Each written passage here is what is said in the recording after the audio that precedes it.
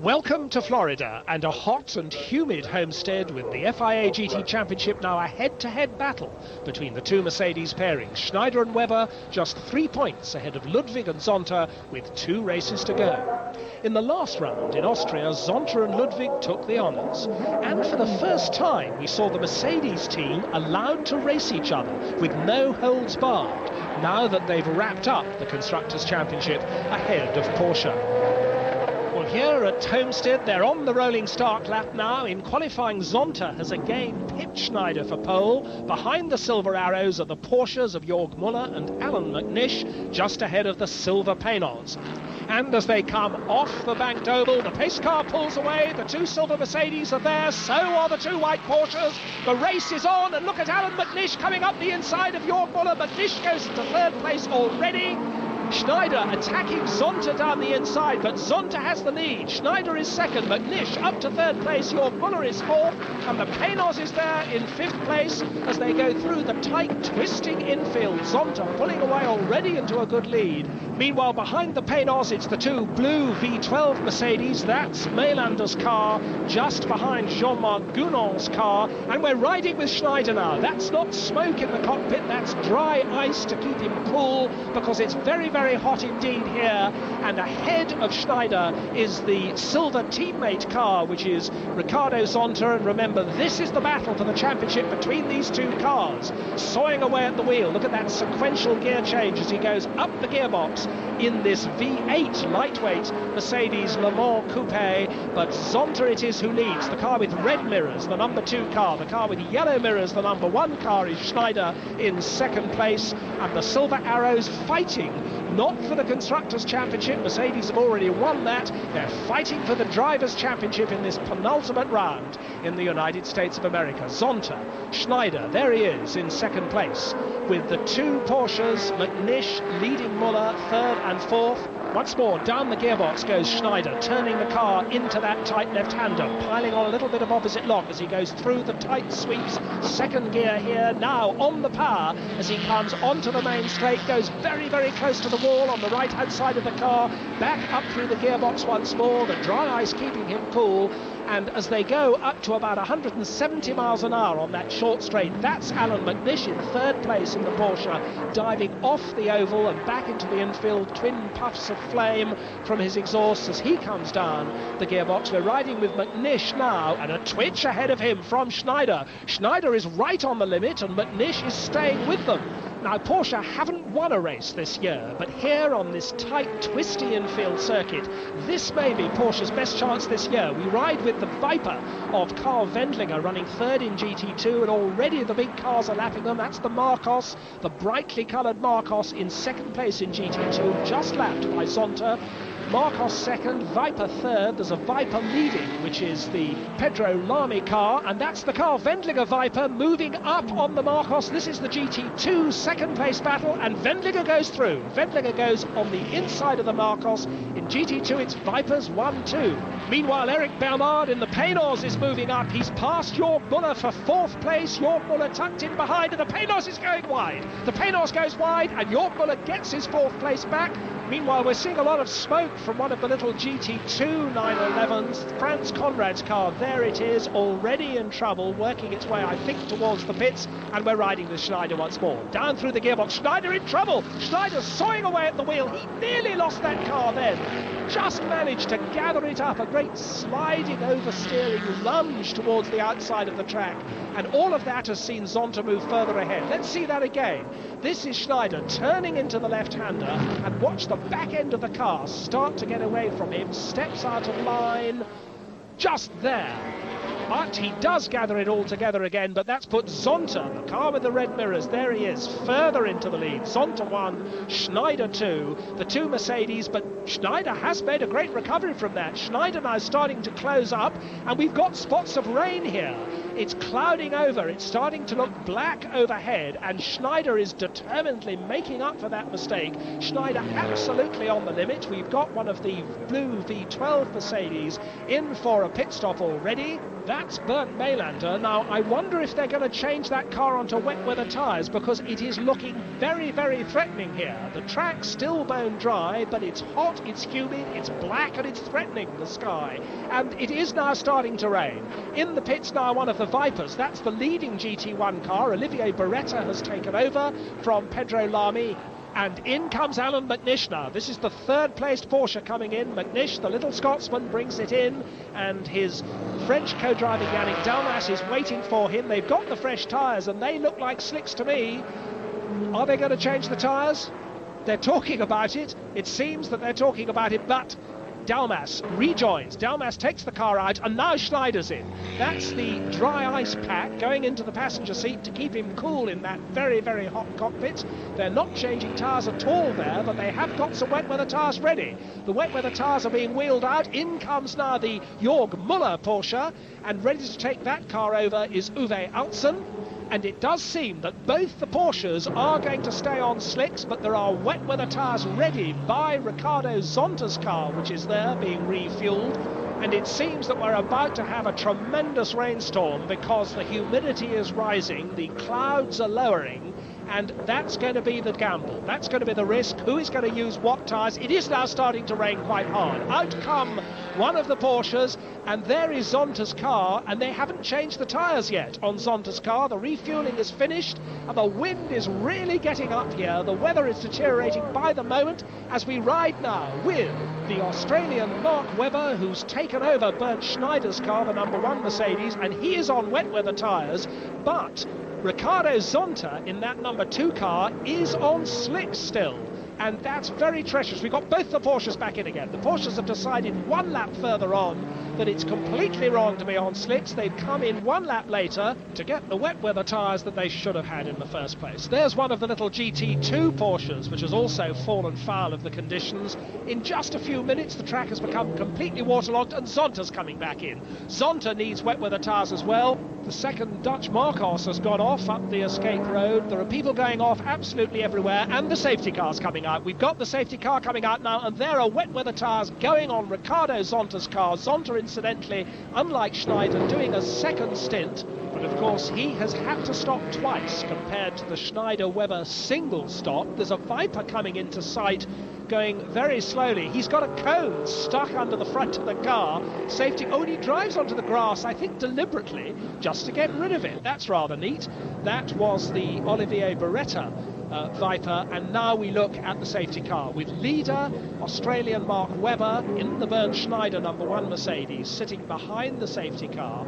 And the safety car actually has been a bit of a blessing in disguise for Ricardo Zonta, because that will allow him to close up again after having lost so much time making a second stop. There is a Viper. It's a Viper. It thinks it's a Reliant Robin. It's on 3 wheels. That is the Hugh Chamberlain entered car, with Dominic Chappell managing to get back to the pits on 3 wheels. And now the rain is easing off a little bit, and already the track is starting to dry. The safety car pulls away. The race is on again. Schneider comes through that tortuous exit to the infield, back onto the fast part of the circuit. There is Ricardo Zonta in second place, chasing one of the back markers. So as the green flag waves, Mercedes 1, Mercedes 2, Mark Webber leads Ricardo Zonta, and quite a traffic jam behind as we watch Zonta going through what is still a waterlogged section. Let's look at what happened in the infield as they came up to take the restart. They're 3, if not 4 abreast. Somebody's going to lose out. It's the Zakspeed Porsche which gets squeezed and spins. Uwe Altzen managing just to avoid the back of Michael Bartel's Porsche as it goes harmlessly backwards onto the infield. And we look now at Uwe Altzen, who is in 4th place. It's still the silver Mercedes 1 and 2, the white Porsches 3 and 4. And we're seeing a replay of Ricardo Zonta, who's just got it very wrong in the second place Mercedes, going straight off the road. The car started to spin. He got it straight, understeered off, but he's back on the circuit now, still in second place. This is the Bouchou Mailander Mercedes, which has got a 10-second stop-go penalty for being a bit quick on the throttle when the safety car pulled off. And look, Zonta is back up with the leader again. Webber first, Zonta second, and they're absolutely nose to tail. The track is drying all the time. They're all still on the wet weather tyres, which are going to wear out pretty quickly in this heat if it stays dry. That's Stefan Ortelli's GT2 Porsche, now running third in that category behind the two Vipers and ahead of the Marcos. And Ricardo Zonta's brought in the number 2 Mercedes. Off come the wet weather tyres, on go the slicks. Zonta is out of the car, in is Klaus Ludwig, and Yannick Dalmas is bringing the number 7 Porsche in for a penalty. He was too quick when the safety car pulled off. He's got a 10-second penalty for that. The Panos has come in for David Brabham to take over from Eric Bernard, and Uwe Altson's got a 10-second penalty as well. Both the Porsches have been delayed. That is going to put the Panos up to third place, and we're seeing a replay of the leader. What's this? This is the leader getting it all wrong. Mark Webber spins the leading Mercedes. Mark Webber goes all the way around 180 degrees. We're seeing it from his cockpit view as he turns into that right-hander, piles on the opposite lock, but it's too late. Klaus Ludwig goes by him, and as we see them now coming towards us, red mirrors ahead of yellow mirrors, Klaus Ludwig in the number 2 Ricardo Zonta Mercedes is leading Mark Webber in the yellow mirrored Bernd Schneider Mercedes, and this is the battle for the championship. No team orders between the two Mercedes drivers, remember, and Mark Webber is tucked into slipstream. He pulls alongside as they go past one of the back markers, but Ludwig just holds on. We're riding now with Webber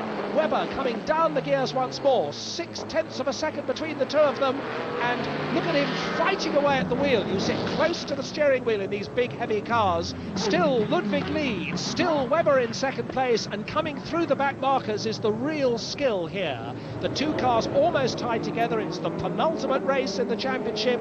Either of the two driver pairings of these cars could end up the season champions, and still Ludwig in the twilight of his career. This is the penultimate race of a long and very distinguished career for Klaus Ludwig. He's announced his retirement. He's only got one more race to do, and he wants to win this championship.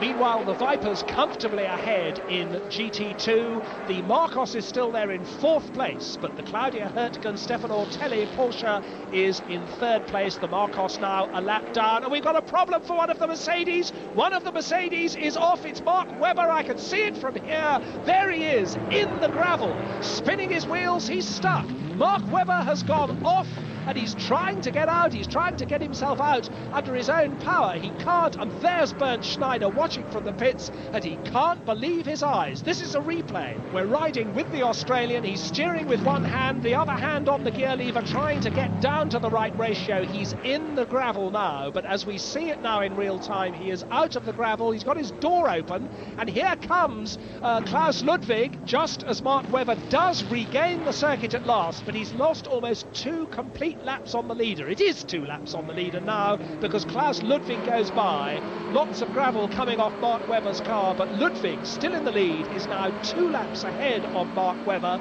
The Panos is up into 2nd place, a tremendous performance from the American car. The Panos is 2nd, the 2 Works Porsches, there is the Panos indeed, thundering on its front engine way in 2nd place, the best position I think we've ever seen it in an FIA GT Championship race. The 2 Porsches are 3rd and 4th. Somebody's lost a wheel. It's a GT2 Porsche. That's the Patrick Voyame car. But here are the 2 Works Porsches running very close together in 3rd and 4th places. Yannick Dalmas just ahead of Uwe Altson. So it's Mercedes 1, Panos 2, Porsches 3 and 4, and Mark Webber running in 6th place after that disastrous spin with an awfully long way to make up. In the pits now, one of the Vipers, that's Pedro Lamy, getting back into the leading GT2 Viper, taking over from Olivier Beretta. The front tyres, or at least the front brakes, look extremely hot. Nobody seems to be particularly worried about it. They don't want to put a fire extinguisher on it if they can help it, because that won't do the brakes any good. They're just trying to blow it out. But it does seem to be very hot indeed in that front right-hand wheel. It's the wheel burning, it seems, as well as the brakes, so they are now putting a fire extinguisher on it, but I think that's not going to prevent the car from getting out once more. There, the 2 Mercedes in 1st and 6th places. There's Klaus Ludwig in the number 2 car, now clearly out on his own, and the Panos is running tremendously well. There it is, about to lap one of the V12 Mercedes. The Panos with David Brabham at the wheel in a magnificent 2nd place. And David Donohue's brought the 2nd placed Viper into the pits. They've got a problem with that car, I think. Problem also for one of the Person Mercedes. That's the Bushu Mailander car. They got the back off that. So problems there. And Webber has unlapped himself 1 lap at least on the leading leading Mercedes. Their yellow mirrors ahead of red mirrors means that Mark Webber has now passed Klaus Ludwig, but they're still almost 2 complete laps apart, still in 1st and 6th places. Yes, they're wheeling away the number 52 Viper. That's a rare retirement for these normally very reliable V10 8-litre cars. The Paynos, with that distinctive frontal aspect, turns its way into that long right-hander. David Brabham working away in what must be a very hot cockpit, but going extremely smoothly and well in a magnificent 2nd place. V8 Thunder from the Paynos, 3rd and 4th, of course, the Porsches, and there you see the gap between the 2 leaders, only 45 seconds between Klaus Ludwig in the lead and David Brabham in 2nd place. Yannick Dalmas 3rd, Uwe Altzen 4th, but at the moment, with Mark Webber languishing down in 6th place, it's looking very good for Klaus Ludwig and, of course, for Ricardo Zonta as far as the championship is concerned. In this, the penultimate round, Klaus Ludwig's Mercedes leads comfortably.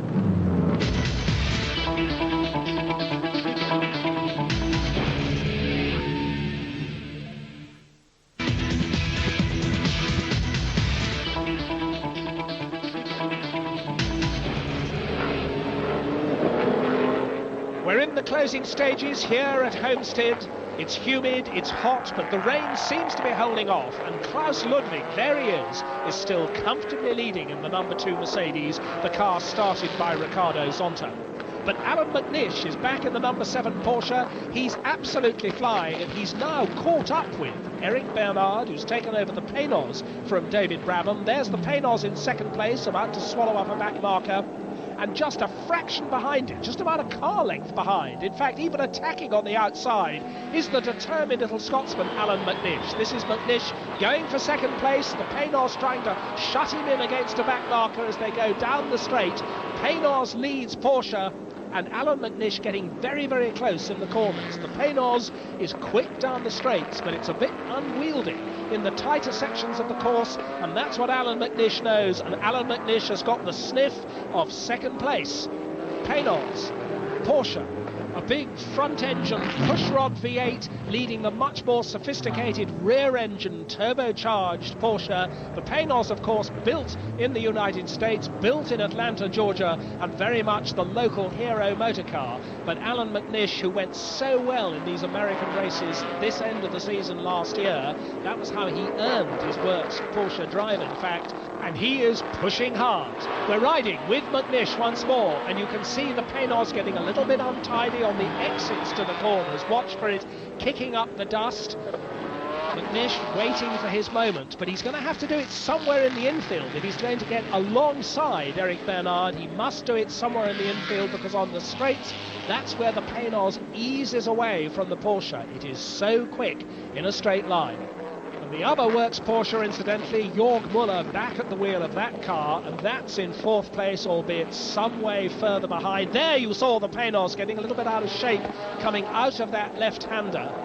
Eric Bernard, the Frenchman with Formula One experience himself, Alan McNish, one of the great long-distance sports car drivers whose career has included this year that magnificent win in the Le Mans 24-hour race for Porsche.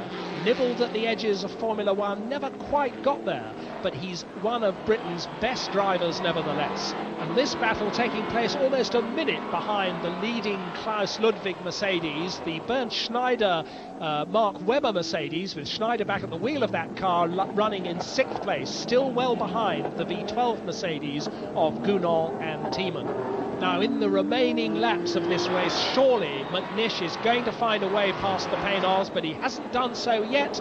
And the Paynos, if anything, easing away a little bit from McNish. McNish, is he falling away? McNish does now seem to have lost momentum, and the Paynos moves away from the Porsche. The Paynos consolidating its 2nd place, and suddenly that Porsche's fallen back.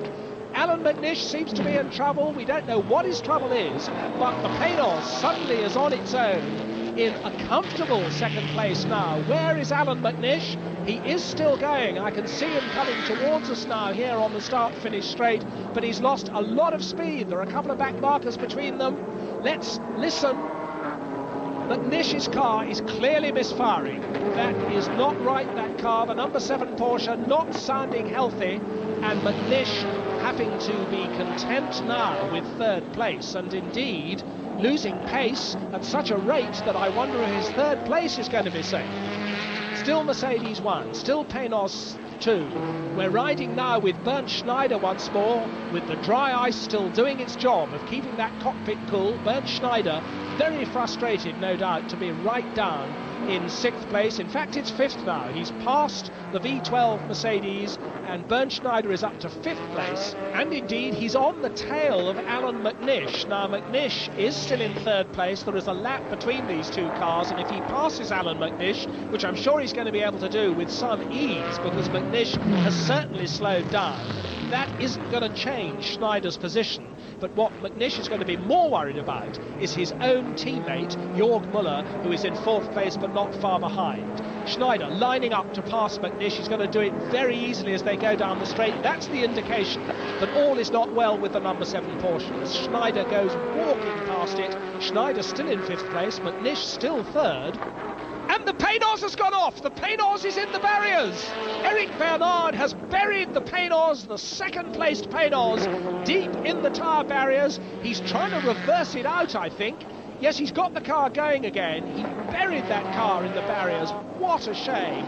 Lying in 2nd place, Eric Bernard sharing the car with David Brabham. The front is badly damaged, but he's running. And he's back underway again, bits of fiberglass falling off, gravel everywhere. Now surely he's going to have to bring that car into the pits for repairs, because bits of it are falling off everywhere. Schneider's going by there. Alan McNish is up with him. Alan McNish is going to go through into 2nd place. And off goes the bonnet. The bonnet's gone.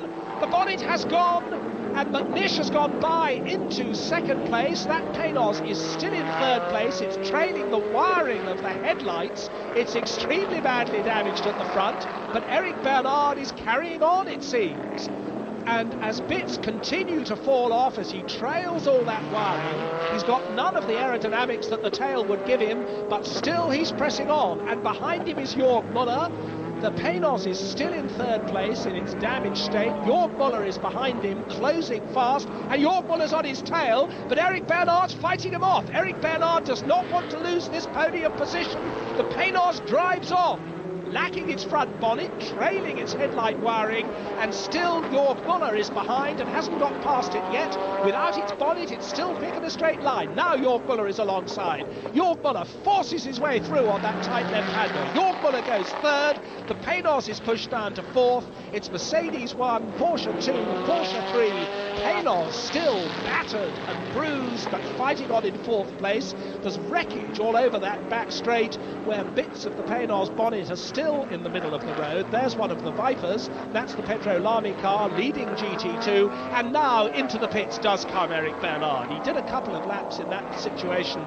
He decided he was going to have to come in once he'd lost 3rd place. They've got another bonnet ready, but of course the mounting points of that bonnet may still be very badly damaged. They may not be able to get that bonnet on. Now there's Bernd Schneider, and with the Penos in the pits, Schneider is up to 4th place, and that has a championship point significance for him. Bernd Schneider up to 4th. And we've got a different Porsche coming through in 2nd place. Jörg Müller has indeed caught and passed his teammate Alan McNish.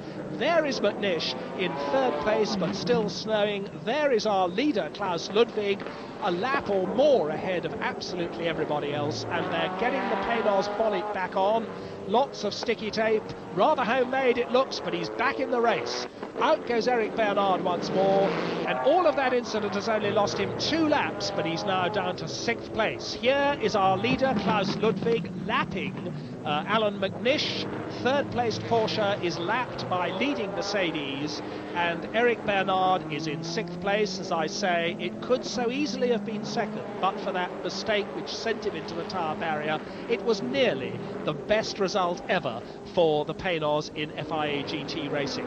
Well, this is going to be the best result possible for Klaus Ludwig and for Ricardo Zonta. The young Brazilian started the race in the number 2 Mercedes, but for more than half the distance it's been driven by the veteran German Klaus Ludwig, and he's now on the final straight. The checkered flag is waiting. Klaus Ludwig weaves in delight as he comes over the start-finish line to win There is Ricardo Zonta watching in delight from the pit lane. Klaus Ludwig and Ricardo Zonta win the penultimate FIA GT race of 1998. Porsches are second and third. Alan McNish pushed down to third in the closing stages. Jörg Müller brings his car home in second place. And there's our GT2 winner. That's Pedro Lamy, the young Portuguese. 7th time this year that the pairing of Lamy and Beretta have won GT2. Stefan Lotelli and the German girl Claudia Hürtgen are second in GT2 in their Porsche, ahead of that gallant Marcos. And so the GT1 Drivers' Championship goes all the way down to the wire, to the final round in Laguna Seca, California. That's 9 victories for Mercedes this season, a clean sweep. The two Works Porsches in second and third did look more competitive this time, and they've got one final chance to prove themselves and end Mercedes' unbeaten run. That's at Laguna Seca. The drivers' battle is going all the way. Klaus Ludwig and Ricardo Zonta enter the last race with a 4-point lead over their teammates. But Bernd Schneider won't give up his crown without a fight. Expect excitement in California.